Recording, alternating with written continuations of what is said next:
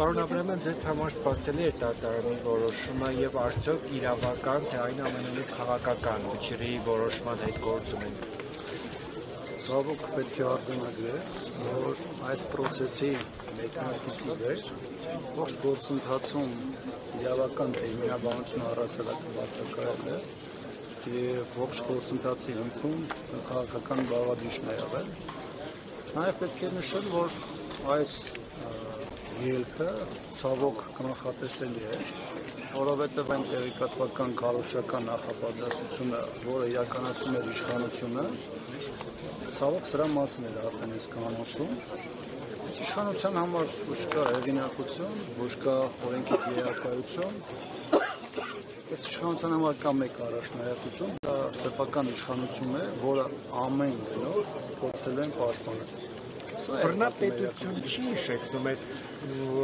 օրինակ, երբ որ մարդը հարցազրույց է ասում, հարցազրույց է տալիս եւ դա հիմք է դառնում քրեական վարույթ նախաձեռնելու եւ կալանավորելու։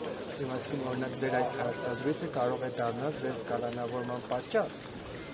Եթե առաջնորդենք այն մոտեցման, որով իշխանությունն է առաջնորդվում, ապա խորհրդանի ընդդիմադիր պատգամավորի ճնշող մեծամասնությանը ցանկացած բայի կարող են բարձրապես կալանավորել, բայց ցավով եմ արձանագրում, բայց մեր երկիրը 7 տարի նույն իրավիճակում է, մենք այս դրսևորումն անդադար տեսնում ենք նաև ձեր հետ, մեր լրատվամիջոցների գործընկերների հետ, տարբեր դատարանների առաջ, տարբեր process-ներում, բայց արձանագրությունը մեկն է, կա քաղաքական process, իշխանությունը փորձում է իր ճանապարհից հեռացնել բոլոր այն անձանց,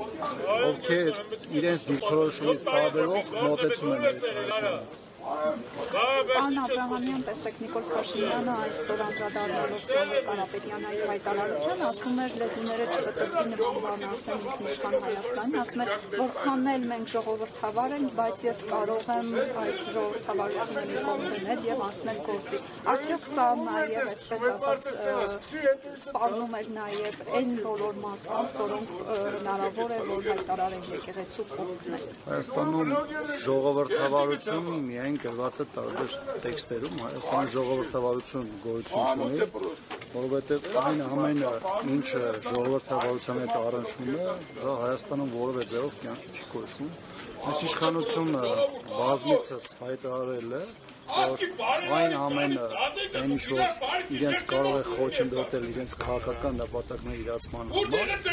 նրանք օրենքից դուրս ցանկացած քայլով փորձելու են նրանց դեմը առնել։ Հիմա մեր իրավիճակը ոչ ստանդարտ իրավիճակ է,